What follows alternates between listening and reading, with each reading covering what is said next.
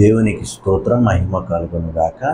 ఈ వీడియో చూస్తున్న వారందరికీ మన ప్రభువును రక్షకుడునైన యేసు ప్రభువుల నామంలో నిండు వందనములు. వాక్యంలోకి వెళ్ళడానికంటే ముందు దేవుని సహాయాన్ని కోరుతూ ప్రార్థన చేసుకుందాం. మహాగణుడమైన దేవ, మహోన్నతుడమైన తండ్రి, సర్వశక్తిమంతుడైన ప్రభువా మీకు స్తోత్రం.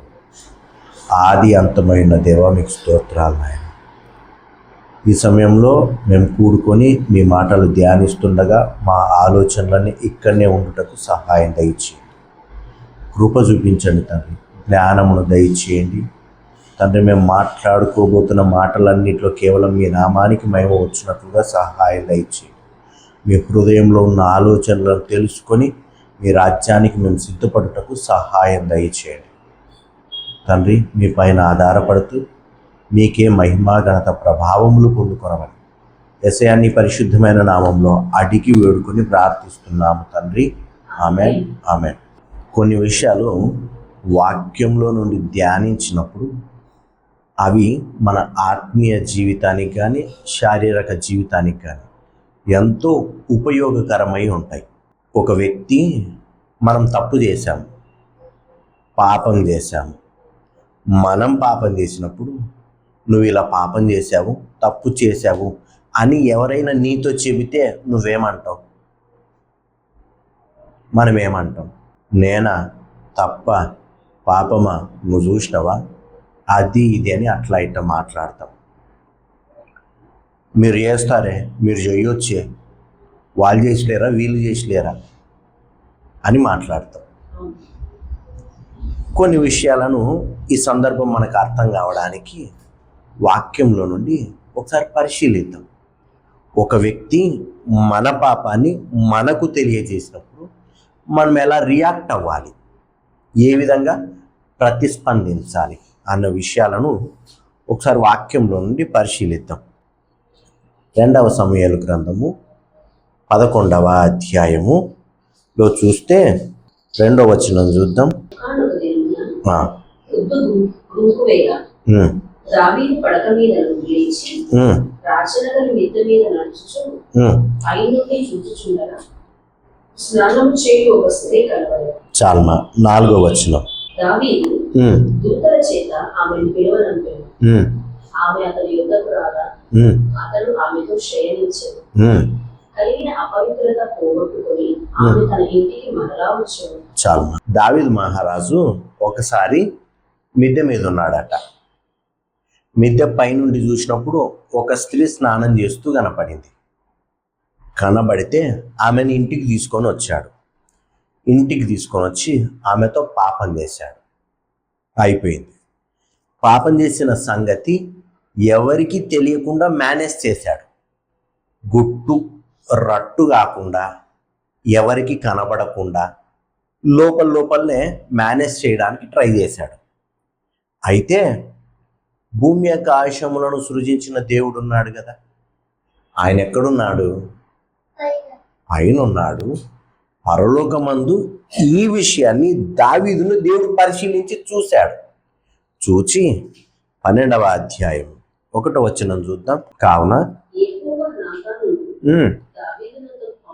పంపెను ఇట్లా నేను ఈ అధ్యాయం ఆ పైన 12వ అధ్యాయము 1వ వచనం నుంచి 6వ వచనం వరకు ఉన్నటువంటి సందర్భాన్ని నేను ఒకసారి చెప్పేస్తా. నాతాను దావీదు దగ్గరకు వచ్చాడు. ఎవరు పంపితే వచ్చాడంటే దేవుడు పంపితే వచ్చాడు. వచ్చి ఏం చెప్తున్నాడంటే, దావీదు నేను నీకు ఒక విషయం చెప్పాలి అన్నాడు. చెప్పండి అయ్యగారు. చెప్పిన తర్వాత ఆ మాట అన్న తర్వాత నాతాను చెప్పాడు, నేను ఒక విషయం చెప్తా. ఒక ఆయన ఉన్నాడు, బాగా మంచి ఆస్తిపరుడు, ఐశ్వర్యవంతుడు ఉన్నాడు. అతనికి విస్తారమైనటువంటి గొర్రెలు గొడ్లు ఉన్నాయి. అదే ప్రాంతంలోనే ఒక దరిద్రుడు ఉన్నాడు. అతనికి చూస్తేనేమో ఒక చిన్న ఆడ గొర్రెపిల్ల మాత్రమే ఉంది. అది తప్ప అతనికి ఏం లేదు. ఒకానొక రోజు ఆ మార్గంలో వెళ్తూ ఆ ఐశ్వర్యవంతుని యొద్దకు వచ్చాను. ఆ ఐశ్వర్యవంతుడు ఏం చేశాడంటే, ఈయనకు వచ్చిన వ్యక్తికి ఆహారాన్ని భోజనాన్ని సిద్ధపరచుటకు తనకున్నటువంటి గొర్రెలలో మేకల్లో దేన్ని తీసుకోక ఆ దరిద్రునికి ఉన్నదే ఏకైక గొర్రె పిల్లని తీసుకున్నాడట. అట్లా తీసుకున్నందుకు దావీదు ఆ మాట విని ఆ మనుష్యుని మీద బహుగా కోపించి, యెహోవా జీవము తోడు, నిశ్చయముగా ఈ కార్యం చేసిన వాడు మరణ పాత్రుడు అన్నాడు. ఏమన్నాడు? తనకు అన్ని గొర్రెలు ఉన్నాయి కదా, తన గొర్రెల్లో ఉన్న వాటిని వచ్చిన వ్యక్తికి వడ్డించవచ్చు కదా, వాటి మాంసాన్ని వడ్డించవచ్చు కదా. అలా కాకుండా ఒక్కటే ఒకటి ఉంది, అల్లారు ముద్దుగా పెంచుకుంటున్నటువంటి ఆ గొర్రె పిల్లని చంపాడే, ఆ చంపిన వ్యక్తి మరణానికి పాత్రుడు, ఖచ్చితంగా వాడు చచ్చిపోదగిన వాడు అని దావీదు అనేసరికి 7వ వచనం.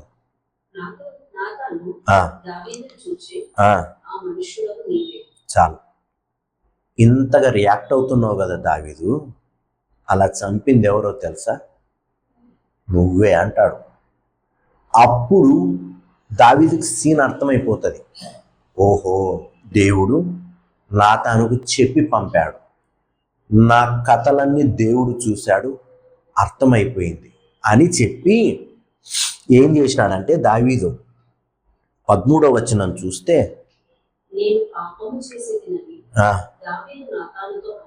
చాలు, నేను పాపం చేశాను, నన్ను క్షమించు ప్రభువా అని దేవునితో ఒప్పుకున్నాడు నాతాను యొద్ద. ఎందుకంటే నాతాను దేవుడు పంపించాడు కనుక. ఒప్పుకున్నాడా? ఏమని ఒప్పుకున్నాడు? ఒప్పుకున్నాడు. ఇక్కడ దావీదు గొప్ప వ్యక్తి, నాతాను గొప్ప వ్యక్తి? నాతాను ప్రవక్త, దావీదు రాజు. ఎవరు గొప్ప వ్యక్తులు?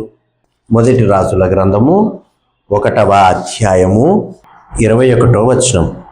ఆమె రాజుతో మాట్లాడుచున్నప్పుడు ప్రవక్తయగు నాతాను లోపలికి రాగా, ప్రవక్తయగు నాతాను వచ్చి ఉన్నాడని సేవకుడు రాజుకు తెలియజేసిరి. అతడు రాజు సన్నిధికి వచ్చి నమస్కారం చేసి సాష్టాంగపడి. చాలు, ఎవరు సాష్టాంగ పడింది? నాతాను వచ్చి ఎవరికి సాష్టాంగ పడ్డాడు? అక్కడ రాజెవరు?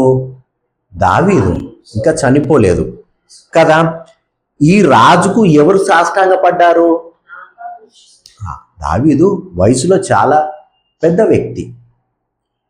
దావీదు మహారాజు ఇప్పటికి వయసు దాదాపు 80 సంవత్సరాల దాకా ఉంది. నాతాను ఇతనికి వయసున్నంత వ్యక్తి కాదు. రెండోది, రాజు. ఈ ప్రవక్త వచ్చి ఎవరికి సాష్టాంగ పడ్డాడు? దావీదు మహారాజుకి సాష్టాంగ పడ్డాడు. ఇప్పుడు ఇతడు ఆయన చేరులో కూర్చుంటే ఇతని యొద్దకు వచ్చి సాష్టాంగ పడ్డాడంటే క్యాడర్ ఎవరు గొప్ప ఉండాలి? ఇప్పుడు దావీదు గొప్ప ఉండాలి. ఇప్పుడు నువ్వు నేను గొప్ప వ్యక్తులమబ్బా, మన ఇద్దరం గొప్ప వ్యక్తులు అయినప్పుడు ఎవడైనా చిన్న వ్యక్తి, నీ కొద్ది క్యాడర్ తక్కువ ఉన్న వ్యక్తి, లేకపోతే నీ కొద్ది ఏమీ లేని వ్యక్తి వచ్చి దేవుడు నాకు చెప్పాడు నువ్వు తప్పు చేస్తున్నావు అని చెప్తే, దేవుడిని కొంచెం పక్కన పెడదాం. మనం తప్పు చేశాము, మన తప్పును కనుక వాళ్ళు చెప్తే మనం ఎలా రియాక్ట్ అవుతాం? నువ్వా నాకు చెప్పేది? ఆహా, నువ్వెంత, నీ బతుకెంత, పుట్టకు పాలు పోసుకునేటువంటివి, బొమ్మలకు మొక్కేటువంటివి అని తక్కువ చేసి తమను తాము హెచ్చించుకొని తాము చేసిన పాపాన్ని, దేవుడు బయలుపరిచిన పాపాన్ని కాదని తనకు తాను నేను పర్ఫెక్ట్ అని సర్టిఫికెట్ ఇచ్చుకునే మనుషులు లేరా? ఆ సందర్భంలో దావీదు నాటకాలు ఆడలేదు. ఏమని? అవునా, ఎవరు, ఎట్లా, ఏంది, ఏం కథ, ప్రూఫ్లు ఉన్నాయా, అవి ఉన్నాయా, ఇవి ఉన్నాయా అని నాటకాలు ఆడి ఇన్ఫర్మేషన్ అంతా తీసుకుని వీనికొక్కరికి ఇన్ఫర్మేషన్ తెలిసిందిరా అని తెలుసుకొని చిన్నగా చంపేసిన వ్యక్తి కాదు. రాజు ఏమైనా చేయగలడు. అంతకుముందే ఊరియాని చంపించాడు కదా నాటకం ఆడి. అలా నాతాను చంపగలడా? చంపలేడా? చంపడానికి ఛాన్స్ ఉన్నా అతడు దేవుని చేత నా పాపాన్ని తెలియజేయడానికి పంపబడిన వ్యక్తిని గుర్తిరిగి తన పాపాన్ని నాతాను దగ్గర ఒప్పుకున్నాడు. ఇంకో విషయం చూద్దాం. నాతాను ఇప్పుడు నువ్వు తప్పు చేస్తున్నావని ఎవరైనా నీతో వాళ్ళు గనక చెప్తే వాళ్ళ పేరెత్తుతావా? నీతో వ్యతిరేకంగా నీకు యాంటీగా తయారయ్యారని తెలిస్తే 10 మందిలో ఏం చేస్తాం? అవమానపరుస్తుంది. వాడా అండి అలాంటోడు ఇలాంటోడు అది ఇది అని వాళ్ళ గురించి అంత నెగటివ్గా లేని వాటిని కూడా సృష్టించి చెప్తాం కదా. కానీ 3వ అధ్యాయం మొదటి దినవృత్తాంతముల గ్రంథములు 3వ అధ్యాయము 5వ వచనం. యెరూషలేములో 33 సంవత్సరములు ఏలు ఎవరు? దావీదు. 1వ వచనం చూస్తే దావీదు హెబ్రోనులో పుట్టిన కుమారుడు. చాలమ్మా. ఇప్పుడు 5వ వచనం చదువుదాం. యెరూషలేములో 33 సంవత్సరములు ఏలు యెరూషలేములో అతనికి పుట్టిన వారెవరనగా ఎవరు? అమ్మీయేలు కుమార్తె అయిన బత్షెబా వలన కలిగిన షిమ్య, షోబాబు, నాతాను, సొలొమోను అను నలుగురు. నాతాను వచ్చి నువ్వు పాపం చేశావు అని చెప్పిన తర్వాత పుట్టిన బిడ్డ చనిపోతాడు. చనిపోయిన తర్వాత మళ్ళీ బత్షెబా గారికి ఎంతమంది పుట్టారు? షిబ్యా, షోబాబు, సొలొమోను. అందులో ఒకరి పేరేం పేరు? నాతాను.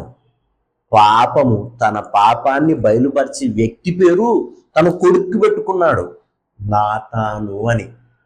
ఈ కాలంలో అట్లా చేసే వాళ్ళు ఉన్నారా? ఇంకో విషయం చూద్దాం. 2వ దినవృత్తాంతముల గ్రంథములు 16వ అధ్యాయం 7వ వచనం. ఏం చేశాడంటే హనాని అనే వ్యక్తి, ఆయన కూడా ప్రవక్త, యూదారాజు అయిన ఆసా యొద్దకు వచ్చాడు. వచ్చి ఆసా గారు, దేవుడు నాకు చెప్పింది ఏంటంటే నీవు నీ దేవుడైన యెహోవాను నమ్ముకొనక సిరియా రాజును నమ్ముకున్నావు. ఎవరా సిరియా రాజు అంటే? బెన్హదదు. ఈ బెన్హదదును నువ్వు నమ్ముకున్నావు కనుక జీవం కలిగిన దేవుడు అంటున్నాడు, ఇంతవరకు నీవు ఎన్నో యుద్ధాలు చేసుకుంటూ వచ్చావు, ఇంతవరకు నీ రాజ్యం బాగుంది కదా, ఈ రాజ్యం బాగున్నంత కాలము నీకెవరు సహాయం చేసింది? చుట్టుపక్కల ఉన్నటువంటి రాజులా? కాదు కదా, జీవం కలిగిన దేవుడే కదా నీకు సహాయం చేసింది. ఒకానొకసారి బహు విస్తారమైన రథములను, గుర్రపు రౌతులను, కూషీలను, లూబీయులను గొప్ప దండై వచ్చిరి కదా. ఆయనను నీవు నీ యెహోవాను నీ దేవుడను నమ్ముకొనినందున వారిని దేవుడు నీ చేతికి అప్పగించాడు కదా. మళ్ళీ ఈ రోజు ఎందుకు ఆ సిరియా రాజు నమ్ముకుంటున్నావు? నమ్ముకున్నందుకు, నువ్వు ఆ సిరియా రాజును నమ్ముకున్నందుకు ఈ రోజు నుంచి నీకు యుద్ధాలే అంటాడు దేవుడు. మతి తప్పి ప్రవర్తించావు అని దేవుడు చెప్పి పంపిస్తే ఈ మనిషి ఏం చేయాలి? అక్కడ దావీదు గారు చూస్తే తప్పైంది ప్రభువా, నన్ను క్షమించు, నేను పాపం చేశానని తన పాపాన్ని ఒప్పుకొని పశ్చాత్తాపన్నట్టు రాయబడింది. కీర్తనల గ్రంథము 51వ అధ్యాయం చూస్తే ఆ పశ్చాత్తాపన్న కీర్తనది కదా. ఇతడు కూడా తన తండ్రి దావీదు ప్రవర్తించినట్లు, తన పితరులు ప్రవర్తించినట్టు నాది తప్పైంది క్షమించంటే అయిపోయిండేది కదా. ఈ మాట చెప్పినందుకు 10వ వచనం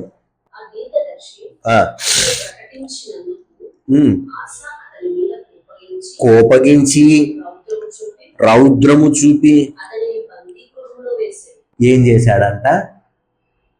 చెరసాల్లో ఉంచాడు, బందీ గృహంలో వేశాడు. ఇదిగాక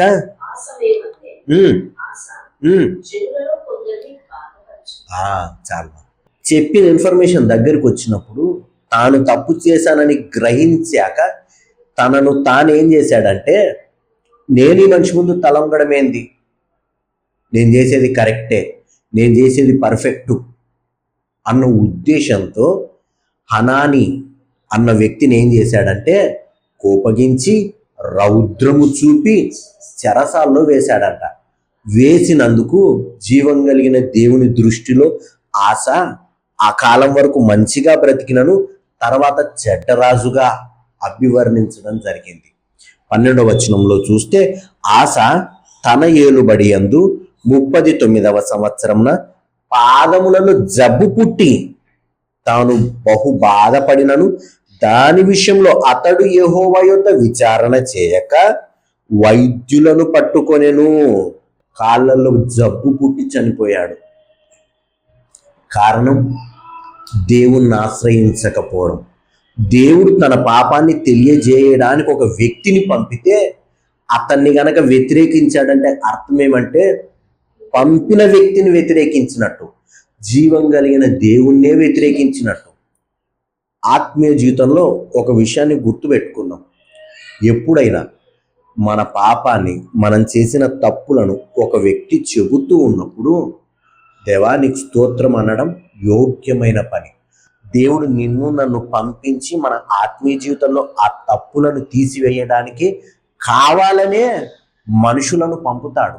అది మానుకొని తప్పైందని దేవుని దగ్గర ఒప్పుకొని దేవుని కొరకు బ్రతకాలన్న ఆలోచన ఎప్పుడైతే మనలో పుడుతుందో అప్పుడు మళ్ళీ దేవుడు మనల్ని ఎత్తుకొని తిరుగుతాడు. లేదనుకో, ఆ వ్యతిరేకించిన వ్యక్తి ఉన్నాడే అతడు దేవునికి మొరపెట్టాడు అనుకో, అదేమవుతుందంటే అతని జీవితంలో శాపమై కూర్చొని దేని వలన ఎవరి వలన అతిశయిస్తాడో ఆ అతిశయాన్ని కిందికి తొక్కేసి పూర్తిగా భూమి మీద బ్రతకలేని స్థితికి దేవుడు తీసుకొని వస్తాడు. ఆ స్థితి రాకమునుపే ఏం చేయాలంటే దేవుని దగ్గర, పంపిన వ్యక్తి దగ్గర తప్పైందని ఒప్పుకోవడము బహుశ్రేష్టమైంది. కాబట్టి హృదయాలను పరిశీలిద్దాం. దేవుని వాక్యానికి మన హృదయాలను అప్పగించుకుందాం. దేవుడు మన కొరకు మన జీవితంలో అద్భుతాలు చేయడానికి, మన జీవితంలో మనము పాపం నుండి తొలగి పక్కకెళ్ళడానికి తాను మనల్ని ప్రేమిస్తున్నాడు కాబట్టే ఆ పాపం మనలో ఉండకూడదని చెప్పడానికే దేవుడు మన దగ్గరికి మనుషుల్ని పంపుతాడు.